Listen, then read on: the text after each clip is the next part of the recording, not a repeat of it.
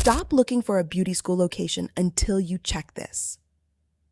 The cheapest commercial space is not necessarily the cheapest place to build your school. In fact, the wrong property can cost you hundreds of thousands of dollars in plumbing, electrical, architectural, and compliance upgrades.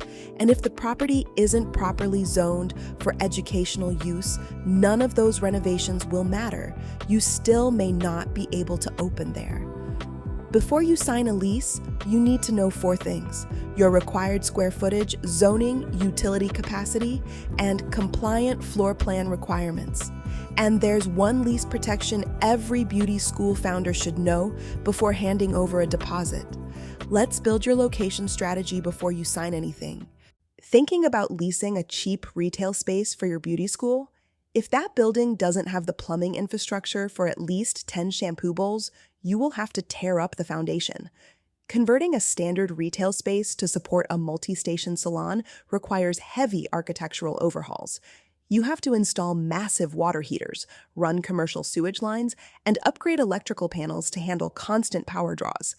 To avoid those massive renovation bills, we are going to build a comprehensive spatial action plan. This will give you a concrete set of rules to evaluate locations and legally protect your deposits. You need 2 tools to do this: your State Cosmetology Board Rulebook and the Chapter 4 Real Estate Evaluation Worksheet.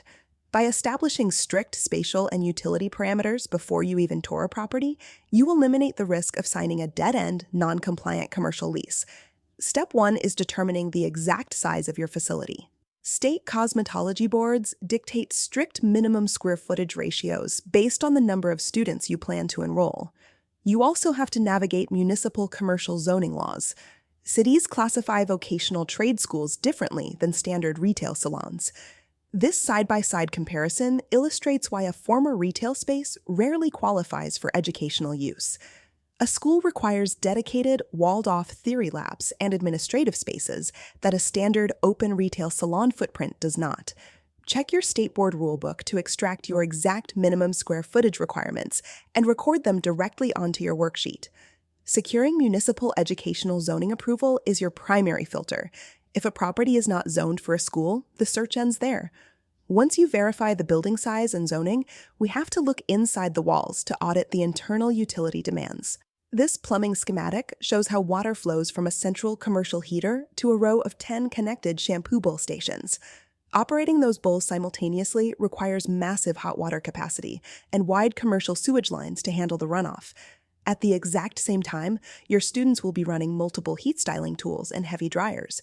That requires a complex network of electrical circuits branching from the main breaker to handle the constant high-voltage load.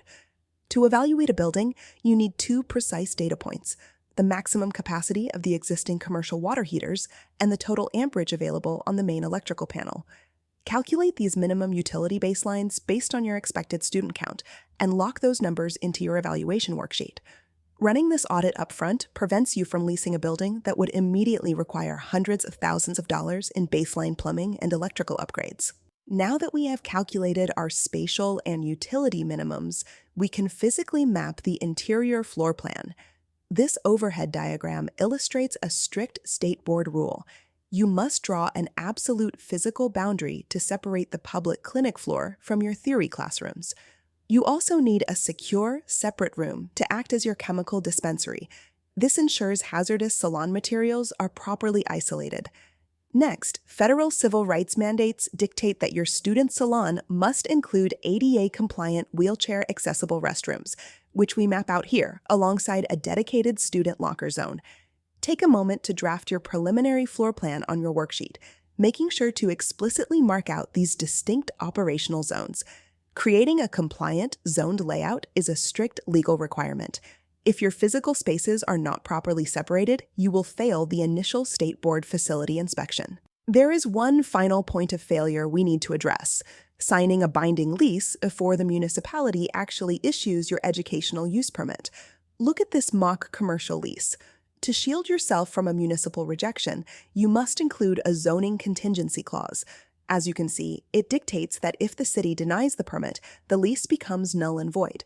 Mandate this exact phrasing in your initial letter of intent with any landlord you negotiate with. Adding this single contractual sentence shifts the regulatory risk off your shoulders and back to the landlord, fully protecting your security deposit. You now have a complete spatial action plan. You know your verified square footage, your heavy infrastructure needs, and your compliant layout rules. Hand your completed worksheet and floor plan draft directly to a specialized commercial real estate agent. They will use these strict parameters to source viable properties. To execute these steps immediately, access your Chapter 4 Real Estate Evaluation Worksheet in Studio now, and make sure to subscribe to avoid costly leasing mistakes.